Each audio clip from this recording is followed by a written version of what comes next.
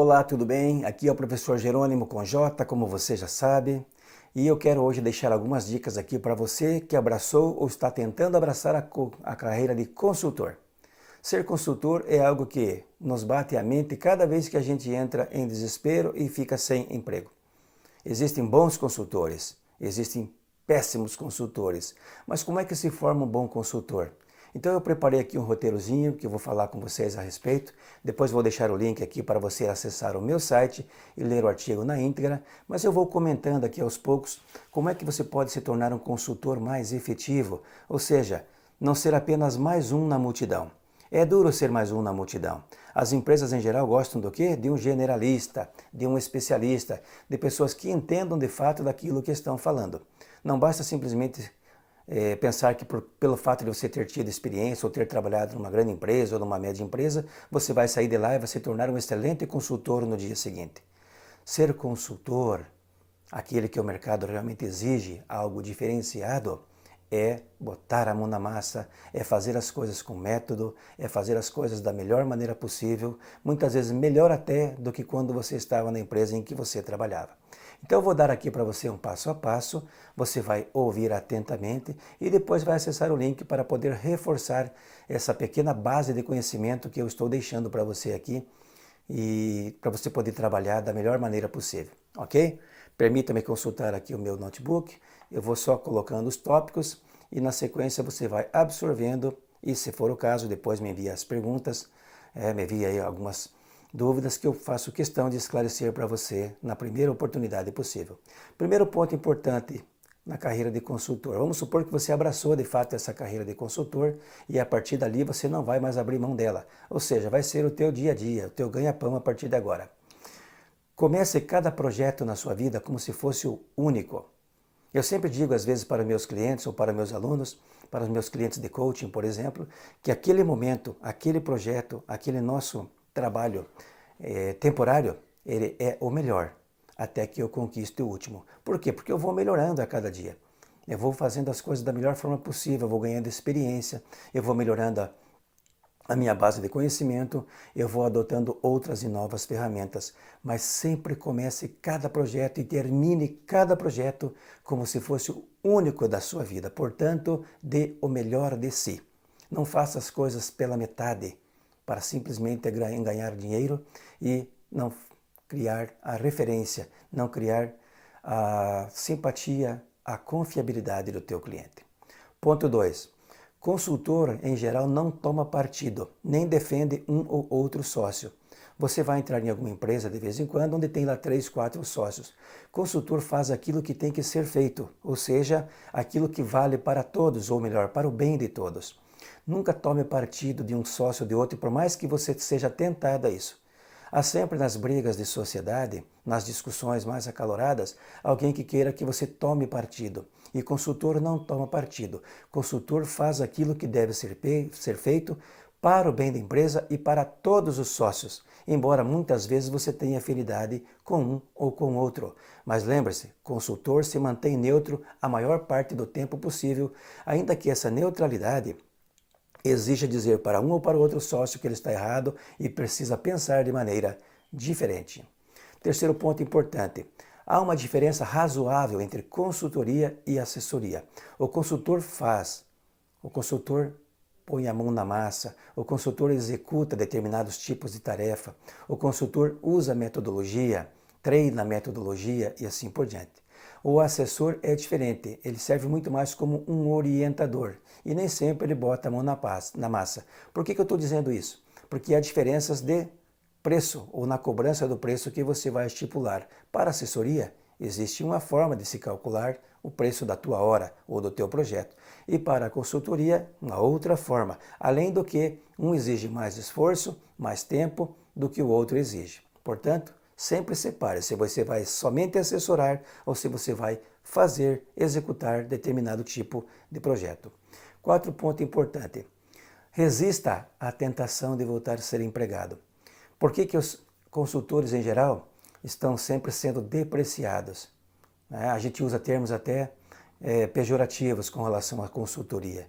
Porque existe sempre um consultor em cada esquina que muitas vezes, por não se dar bem no trabalho, não assumir a sua condição efetiva de empregado, querem fazer uma coisa diferente e tentar alguma coisa aqui na consultoria. Como escutei há pouco tempo na televisão e nunca esqueci disso, um sujeito lá de um determinado estado do Brasil, a repórter perguntando para ele: o que é que você faz? Ah, eu mexo com consultoria. Como assim mexo com consultoria? Seja mais positivo até na resposta. Eu sou consultor de projetos. Eu sou consultor de planejamento estratégico. Eu sou consultor financeiro. Eu resolvo problemas para as pessoas e não eu mexo com consultoria. Até a própria frase já denigre a imagem do consultor. Então seja um consultor mais efetivo. E se você se atirar de cabeça e alma na profissão, você vai naturalmente resistir à tentação de voltar a ser empregado. Quinto ponto bacana, pense na sua proposta de valor. O que é a tua proposta de valor? É aquilo que você produz, é aquele impacto que você promove na vida do teu cliente, é aquela diferença que você faz na vida do teu coachee, do teu cliente de coaching, é aquele valor que você agrega quando você entra de cabeça, de corpo e alma num projeto de consultoria. Ou seja, é aquilo que você vê razão e significado para imputar na vida, no trabalho das pessoas, nas empresas em geral.